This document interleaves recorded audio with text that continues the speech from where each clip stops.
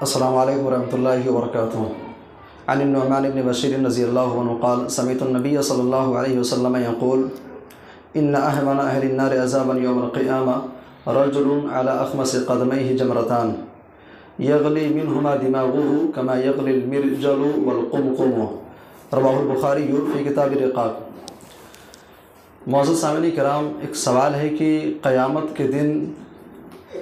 سب سے ہلکا عذاب کسے دیا جائے گا؟ اس سوال کا جواب اللہ کے نبی صلی اللہ علیہ وسلم کی اس حدیث کے اندر ملتا ہے جس کو امام بخاری رحمہ اللہ اپنی صحیح کے اندر کتاب الرقاق میں ذکر کیے ہیں۔ حدیث کے راوی نعمان بن بشیر رضی اللہ عنہ کہتے ہیں کہ میں نے اللہ کے نبی صلی اللہ علیہ وسلم کو فرماتے ہوئے سنا، قیامت کے دن سب سے ہلکا عذاب جسے دیا جائے گا ایسا آدمی ہوگا اعلیٰ اخمص قدمیہ جمرتان، اس کے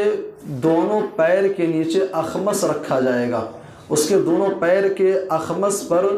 دو آگ کے انگارے رکھے جائیں گے۔ اخمص کسے کہتے ہیں؟ اخمص کہتے ہیں کہ ما یصل الی الارض عند المشی من قدم الانسان، انسان جب چلتا ہے تو انسان کے پیر کا وہ حصہ جو زمین میں ٹچ نہیں ہوتا ہے،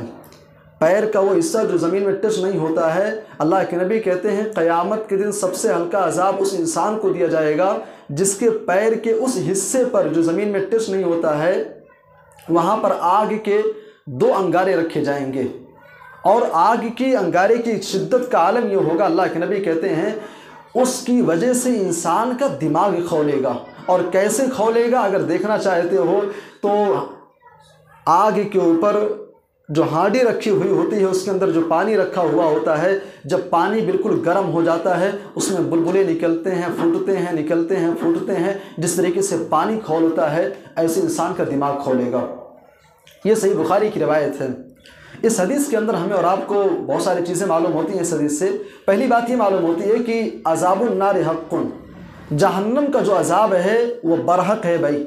اس پر ہمارا ایمان ہونا چاہیے۔ قرآن کے اندر، حدیث کے اندر جو کہا گیا ہے کہ انسان اگر غلط کام کرے گا، جرم کرے گا، اللہ کی نافرمانی کرے گا تو قیامت کے دن اسے جہنم کے اندر ڈالا جائے گا، یہ حدیث بتلاتی ہے کہ جہنم حقیقت میں ہے، عذاب جہنم یہ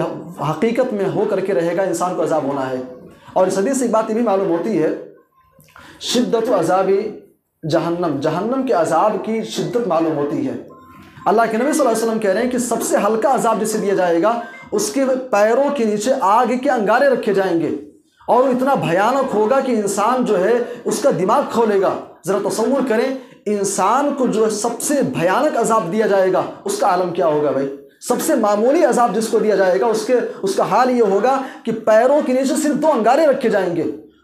وہ انسان پریشان ہوگا، اتنا پریشان ہوگا، اتنا پریشان ہوگا، وہ سوچے گا کہ بھائی سب سے زیادہ عذاب مجھے کو ہو رہا ہے،